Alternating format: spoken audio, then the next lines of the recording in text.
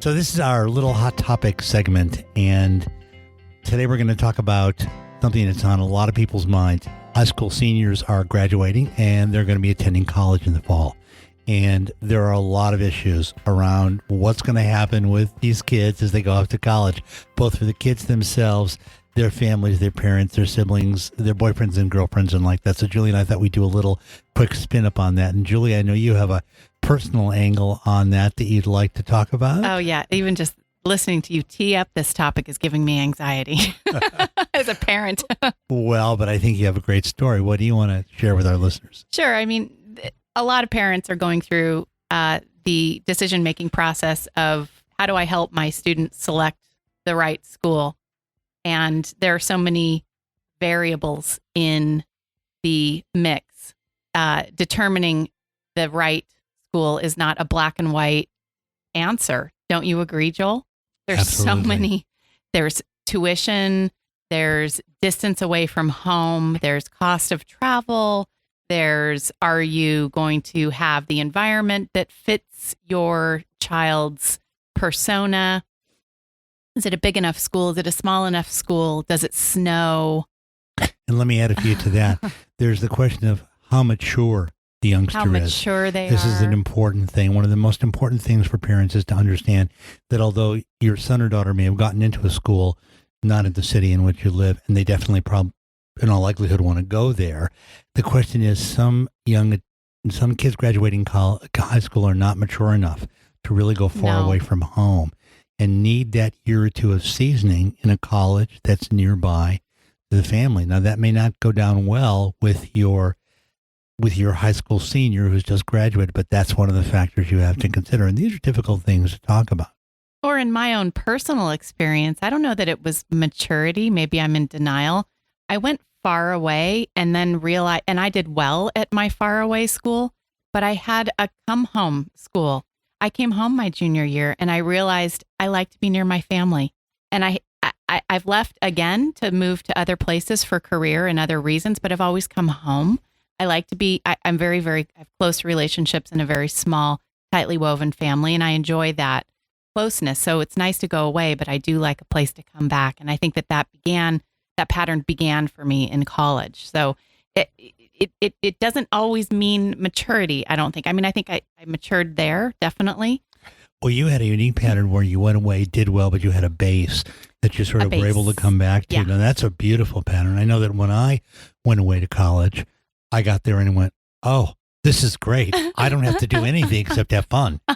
And I actually did very poorly in my first semester of college because I didn't really understand that college was really about studying. I thought it was really about my friends and the things I was doing. And, it was a very exciting time. Joel, we've never, in all the years I've known you, in our friendship and our professional work together, we've never talked about you in college. That's right. So anyhow, there's a little nugget for you.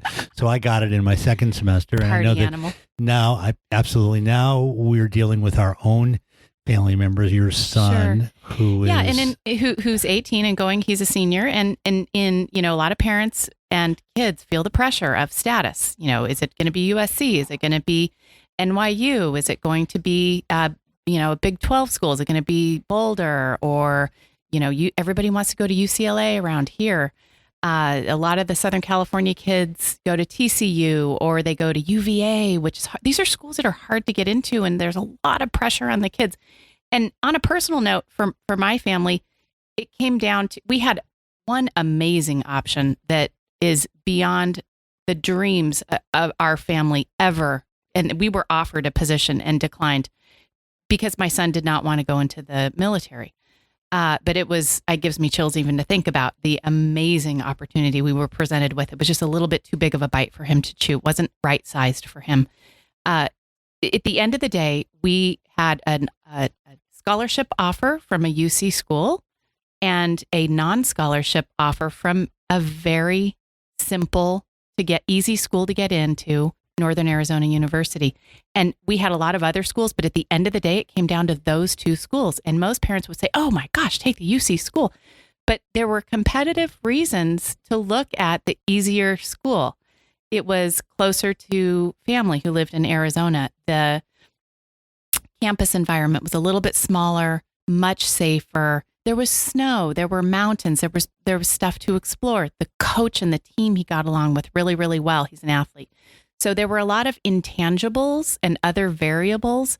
Tuition would have been equal because we kind of had the in-state, out-of-state thing going on. But, parents, don't overlook the schools that aren't the most elite or the most prestigious for some of the schools that might be the better fit. I think that's a really important thing to look at, is not necessarily the status of the school.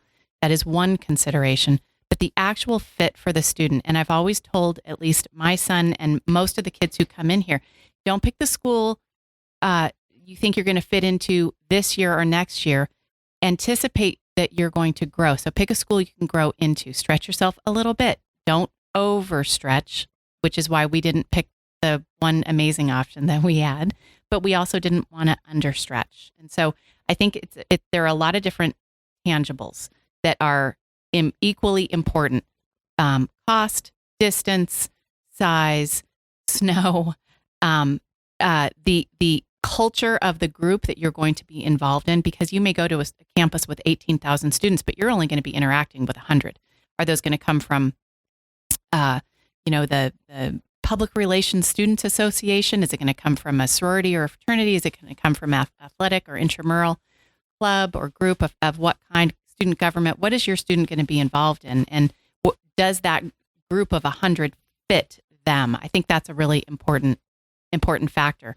The smaller liberal arts schools or the larger Pac-12 schools or Big Ten schools are going to have very different feelings. A lot of people who do really well in like Fortune 500 companies are the type of students who do really well on a big campus, in those matrixed organizations and those matrix campuses. So if your child has really good social intelligence and they can navigate situations and they can talk up, down, and sideways to adults, kids, and peers really, really well, and they have good spatial skills, a larger campus is probably going to feel right for them. So there are just so many intangibles. I'd love you to comment on it, Joel.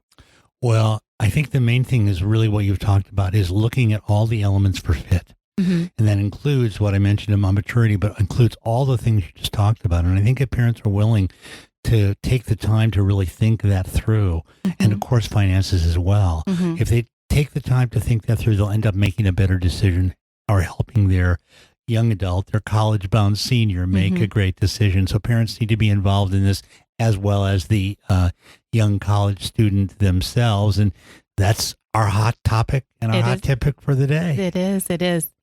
One more thing is, college, like any education, is what you do with it.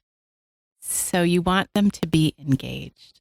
If they're going for a marketing degree or an engineering degree or a psychology degree, those degrees are going to be very different from school to school. Look up the course sequence. Make sure your student is interested in the actual classes that make up the major of their choice, because you want them to have fun. You want them to feel like they've graduated with something they can use and something that means something to them. You want to be equipping them with a college major that they can walk into an interview with when they're 23 or 24 years old and say, I'm really proud of my degree. Here's what I learned, and here's what I think it means for this company.